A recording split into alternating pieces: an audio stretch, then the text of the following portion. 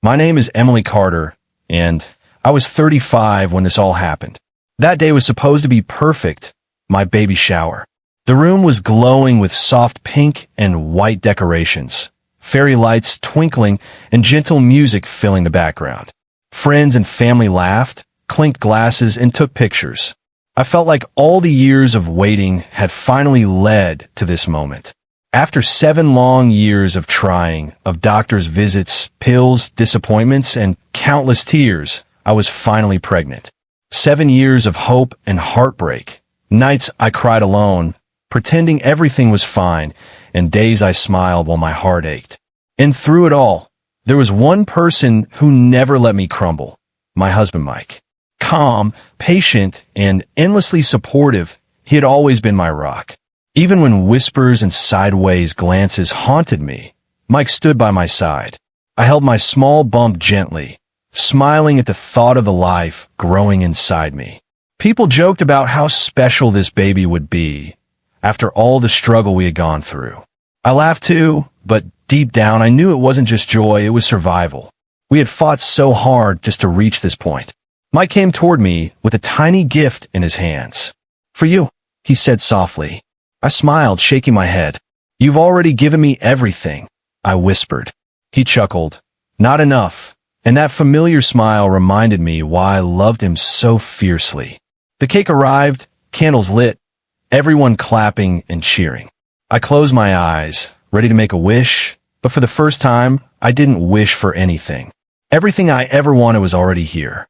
And then, the moment that turned my world upside down. The door opened. No one noticed at first, but slowly, the laughter faded. Music seemed distant, whispers spreading. And then I saw her, a woman, heavily pregnant, standing there like she belonged. Her eyes locked on Mike, her smile calm, almost too confident. She walked in as though the room had no right to stop her. "Honey," she said softly, her hand resting on her stomach. "You didn't tell me about this party." Time froze. Every voice, every laugh, every cheer vanished. The air grew heavy. My heart skipped. And in that instant, I felt something inside me crack because deep down, I knew whatever came next could destroy everything we had built. The woman stood in the middle of the room, her hand resting on her belly, eyes fixed on Mike. She spoke slowly, almost deliberately, as if every word was meant to cut deeper. "I'm his wife," she said calmly, "and I'm carrying his baby." A hush fell over the room. Gasps, whispers, and shocked stares rippled through our friends and family. I froze, my heart hammering in my chest. My mind screamed for it to be impossible. Mike, my Mike, the man I trusted with every piece of my heart. She pulled out a small stack of papers. Photos of her with Mike, messages between them, even a marriage certificate. Each proof she showed made my stomach twist tighter, my head spin faster. I could feel the world closing in. People began murmuring, pointing fingers at him, questioning everything I thought I knew. Mike's face turned pale. His calmness from earlier vanished, replaced with shock and confusion. What is this?" he stammered. His voice shook. "I don't know her." The room erupted. "How could you do this?" someone shouted. "Leave him." Another voice joined in, accusing, judging, tearing him apart with words. The pregnant woman, however, remained steady. "Mike," she said softly, "tell them the truth. Tell them you love me." Tears streamed down my face. My hands trembled. 7 years, everything we had endured together, did it all mean nothing? I felt my knees weaken, but then a memory flashed through me, a memory from years ago. Mike and I were sitting together, just the two of us, long before this day.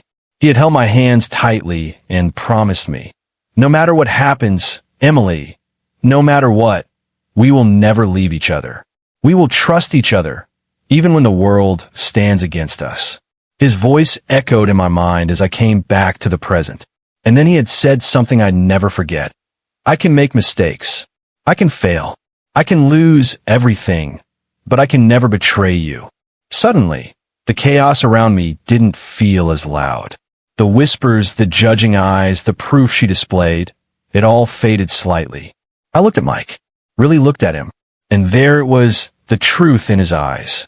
No guilt, no fear of exposure, only the fear of losing me. A calm strength filled me. I stepped forward, my voice steady and heavy with authority. Enough, I said. The room fell silent instantly. All eyes turned toward me. But I didn't look at them. I looked at Mike first. And in that one glance, he knew. I believed him. Then I turned toward the woman, my gaze sharp, my mind clear. Let's find out who you really are, I said. A small, quiet smile appeared on my face. The woman blinked, trying to hide her nervousness. I already told you. I'm his wife, she insisted, her voice trembling just a little. I nodded slowly, keeping my tone calm. All right, let's try a small test, I said, taking a step closer. The entire room leaned in, curiosity burning in everyone's eyes. You said you've been with him for 3 years, correct? I asked softly. She nodded quickly. Of course, she said, trying to sound confident. I smiled faintly. Then you should know everything about him. She hesitated. The silence in the room was suffocating. Tell me, what is the one wish that defines his life? I asked, looking straight into her eyes. Her lips pressed into a tight line. What kind of question is that? She stammered. Every person may have many wishes, I said calmly, but a true partner knows the one thing that matters most. She forced a smile and whispered, he wants to become the richest man in the world. I laughed softly, not loudly, just enough for the tension to ripple through the room. Slowly, others began chuckling too, because everyone knew my care about none of that. My gaze stayed sharp, unbroken.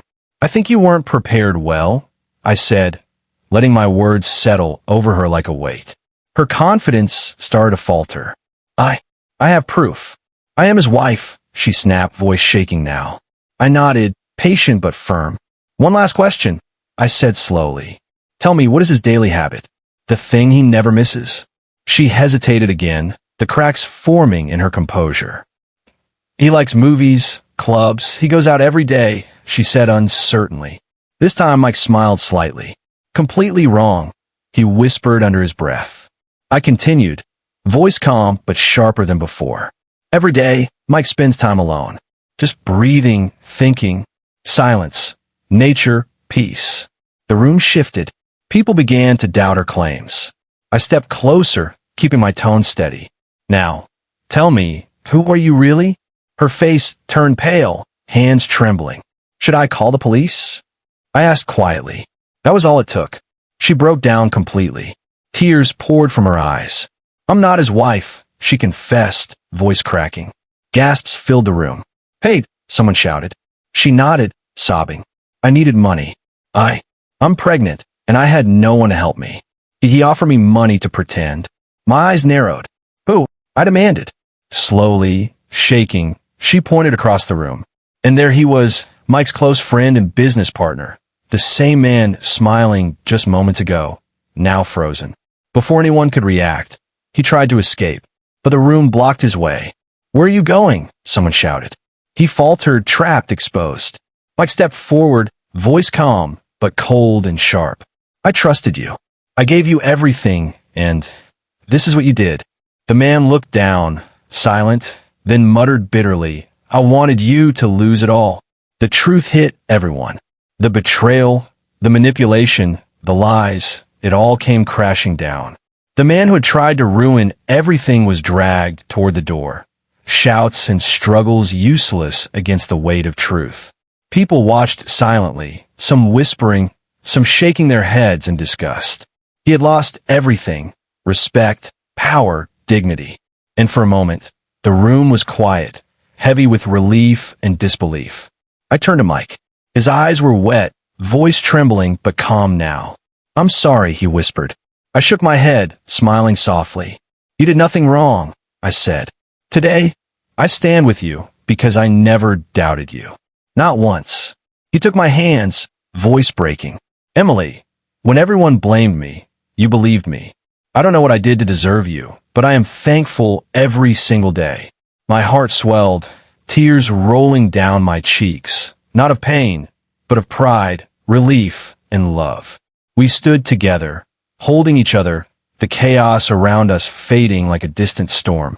The decorations still shimmered, the music slowly returned, and life moved on. But that day, I realized something even more important than love. Trust, real, unbreakable trust, was what had carried us through. The kind that survives lies, betrayal, and fear. I looked around at our friends and family. Some apologized, some whispered in shame, and some simply looked amazed. But none of that mattered. Mike and I were stronger than ever. That day, I didn't just have a husband. I had a partner. Someone who had proven, beyond any doubt, that he would stand by me no matter what the world threw at us. And as I held my growing belly, feeling our little one move, I smiled. Because I knew that no storm could break the bond we had. Some challenges aren't meant to destroy you. They show you who truly stands beside you when everything else falls apart. So, if you're watching this, remember, trust your heart, stand with those who stand with you, and never let anyone make you doubt the ones who prove their love. Life will test you, but the right person will always be your rock. If you enjoyed this story, make sure to like, comment, and subscribe for more true, gripping tales. Share this video with someone who needs a reminder about trust and loyalty. It might just change their day.